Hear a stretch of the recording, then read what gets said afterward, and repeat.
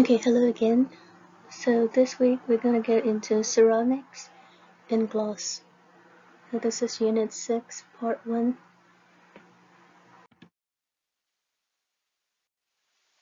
Ceramics is just a term and it has derived from Greek word keramos that literally means burnt earth. So they are defined as hard, brittle compounds of metallic and non-metallic elements that have high melting temperature and they are chemically inert, meaning they don't react with chemicals. Crystalline ceramics, they have orderly arrangements of their ions or atoms, which forms like this lattice structure of repeating patterns. So you can see right here, this is a tetrahedral structure of ceramic silicates. Ceramic silicate is just a chemical term for common term ceramics.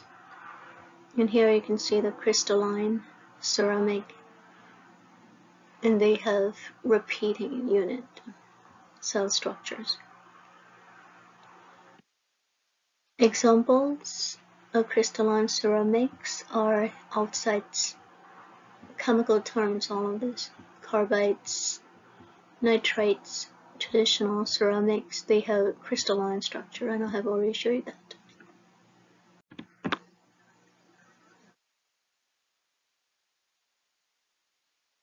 Non-crystalline ceramics, they are vitreous. Vitreous mean low porosity, meaning like they don't have a lot of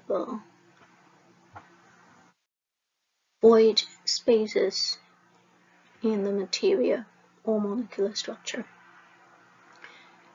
And their atomic and ionic structures are not ordered. So glass is the non-crystalline vitreous ceramics. Some students have a hard time to realize glass is ceramics, because in your head sometimes you're imagining clay like mud, but we have ceramics because many different kinds of chemicals. There are types of ceramics, and glass is one of them. Another misconception students have is they always think glass is a crystalline ceramic, but glass is not crystalline, okay? It's just a vitreous ceramics, meaning they don't have voids or spaces in their structure, chemical structure inside. And that's why you can see like that. So don't confuse their shining appearance and link it to crystalline, okay? Glass is listed under non-crystalline ceramics. Composition, so they are made from abundant naturally found earth elements that form clades. Looks like that. The principal earth elements found in these clays are, we have oxygen, silicon, and alumina. Then we will get into polyphase and monophase ceramics. So ceramics containing more than one earth element are referred to as polyphase ceramics. So we've got silicon carbide and aluminum carbide. In chemical term, this is Al2O3. This is SiC. Si is for silicon, and carbide is just C, carbon, okay? But this is just a compound. When they stay together, we call it silicon carbide. Most of the students, I don't know why, they sometimes adding E at the end of silicone. Okay, so just make sure there's no E at the end. Ceramics composes of a single element, and we call that kind of ceramics monophase. So try to remember mono for just one, okay? Phase is a single element.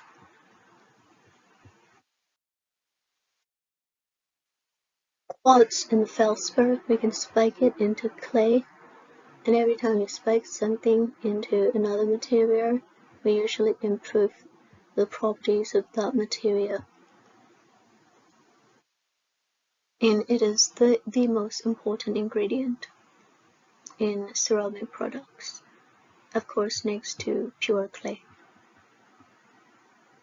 Call it the universal flux because it is used in all types of ceramic body. So a flux cleans the clay of outsides and other impurities. So by adding feldspar into clay, we're getting rid of outsides and impurities.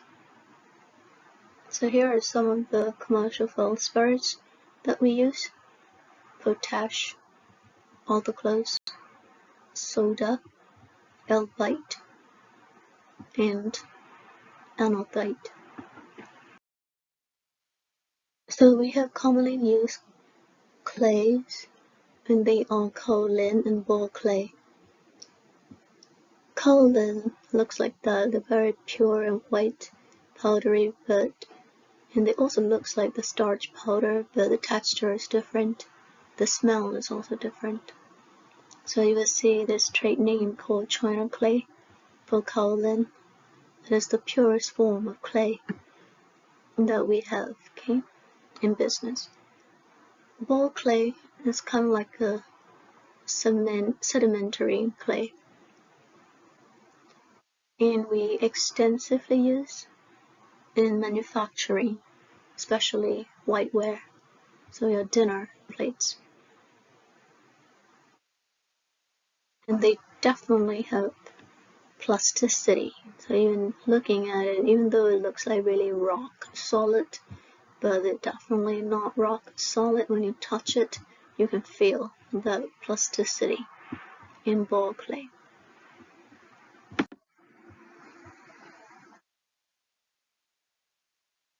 Then we have fire clay, and they are high melting temperature clays, and we use them for lining furnaces, flues, and fire brick. And these clays contain alumina, silica, iron oxide, and lime.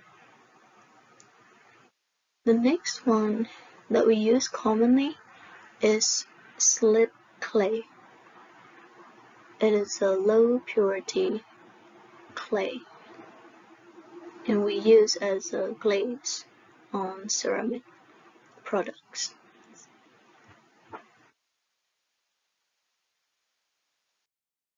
I always forget this little laser thing. Alright, the last one is a flint clay. It's a very hard, low plasticity clay, and it is used for mixing in ceramics to reduce drying and firing shrinkage. Okay, now we're getting into, before I forget, let me take this laser off. So classifications, I have listed them here. So the very first one is your bricks, and we call bricks the structural clay because we use them to build structures. Buildings are called structures in engineering term. Refractories, porcelain, enamel, whiteware, glass, and engineering ceramics.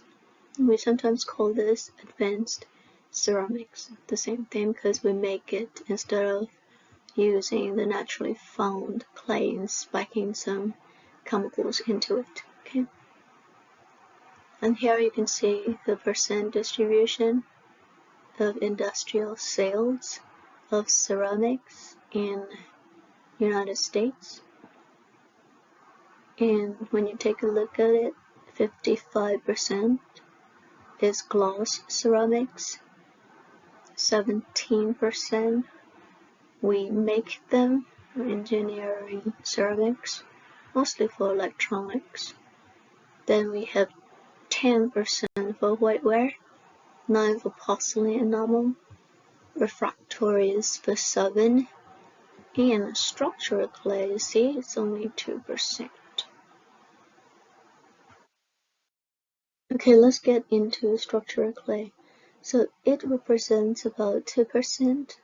I have showed you in the previous slide, and the products of structural clay include bricks, drain tile, this is drain tiles, flue linings, and floor tile. We use them to build buildings, also commercial sites. Okay. Refractory ceramics.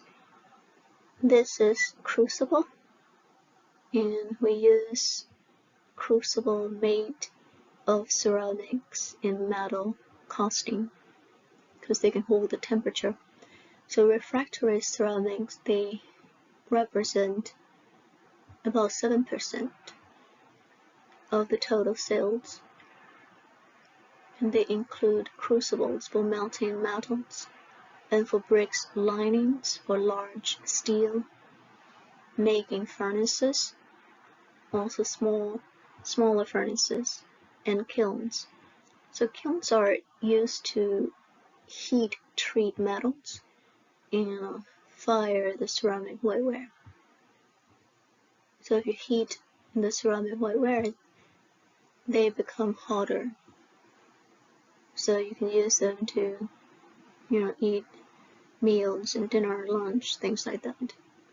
And your mom likes to buy beautiful whiteware, right? Change all the times.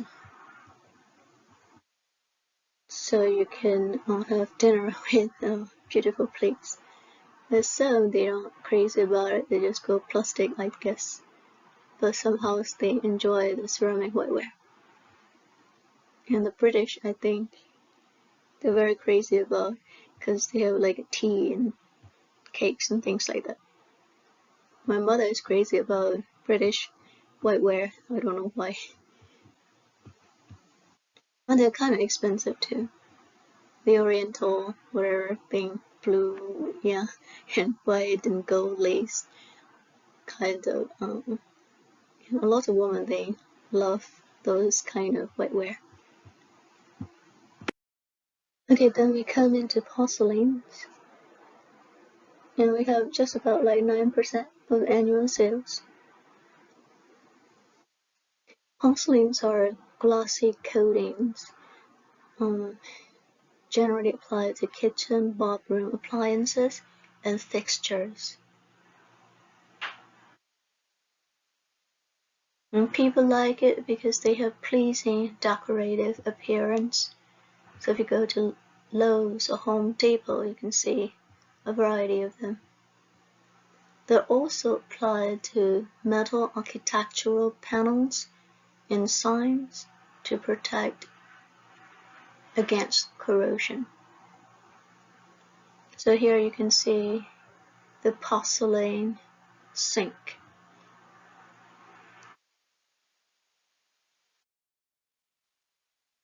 Whiteware represents about 10% of industrial sales in ceramics, and it is used to manufacture dinnerware, also bathroom tile, you'll find china, and other earthenware. Now we come to gloss. Gloss represents about 55% of industry sales in ceramics. Flat gloss they represent the largest segment of the glass industry. So out of 55%, we have 32% of 55% of ceramic sales are flat glass. Okay, we also call it plate glass. And there are 4 commercial glasses that we commonly produce. They're lead, soda lime, borosilicate, and high silicate. Soda lime is not the soda, not carbonated soda. This is the glass we're familiar with. So the basic ingredient in glass is silica, and it is used in making containers, light bulbs, TV tubes, laboratory glassware, plate glass for windows, glass fibers for insulation, and reinforced plastics. So the insulation you use inside of your wall at your house, they have very, very tiny, very, very small microstructure glass fibers in them. And that's why you have to wear a mask when you handle them, otherwise they will mess up with your respiration. Okay, so here in this table, you can see in the various types of commercial glass. We have soda lime, soda silica, lead silica, fused silica, and borosilicate. So here you can see the composition. Okay. WT is just the weight, showing you the percent weight.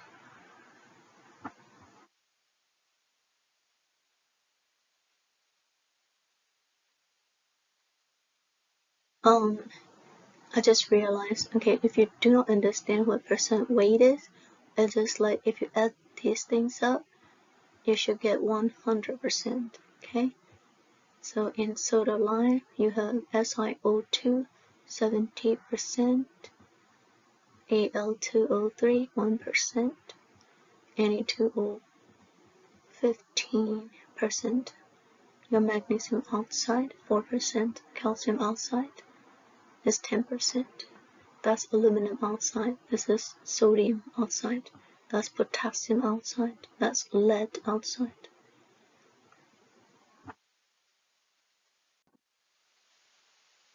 And this is boron oxide. And this, guys, you already knew, silicon dioxide. And you can read the same for soda and all the way to borosilicate, okay? And you can see 99.8% of silicon dioxide is infused silica.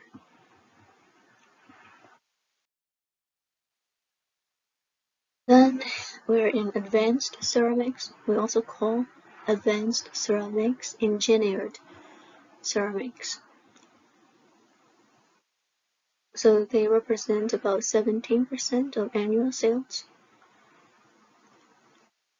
And they're definitely designed to be used in special applications in electronics, transportation, nuclear power, and communication. These products made with engineered ceramics are optical fibers, capacitors, electrical porcelains, integrated circuits, and electrical insulators. Because in order for us to make these materials in electronics, we have to engineer. Engineering, like we're altering the ceramics for special purposes. Because you can't use a pure ceramic in the way it is naturally found. Okay, so we try to play with the properties by changing the structure or interfering their molecular structure with something else in it. Okay. Okay, so in this table, you can see the applications here and the properties of your advanced ceramics, your engineered ceramics. So we have alumina, zirconia, silicon carbide, tungsten carbide is very important, boron nitride and boron carbide. So tungsten carbide application we use for cutting tools. Okay, they're very strong. That's what we use for cutting tools. So abrasives, aluminum, and silicon carbide and boron carbide. We use aluminum for electrical insulators. For zirconia, we use for refractory ceramics. And boron nitride, we use for insulators, lubricant.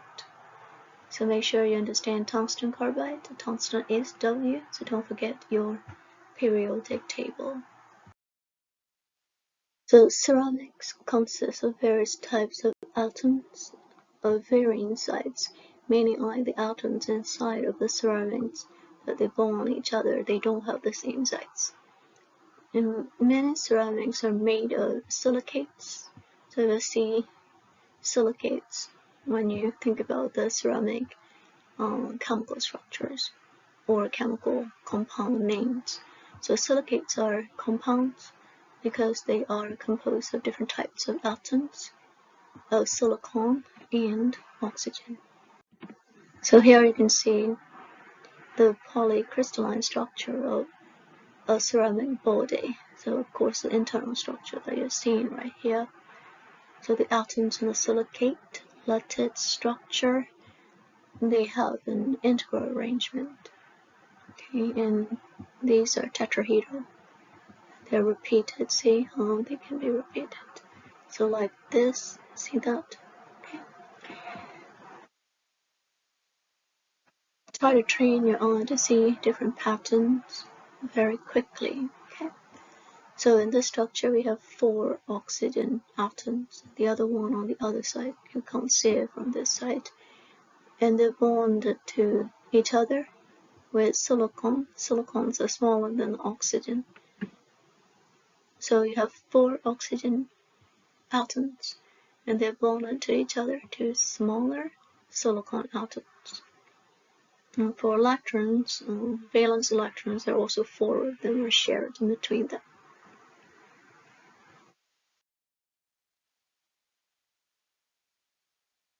So many different structures can be formed by bonding silicon and oxygen atoms in a variety of configurations. So here we have 4 structures very typical of bonding silicon and oxygen atom. So the very first one is silica sheets, your clay, talcs, and mica. We have China silicates, basalts.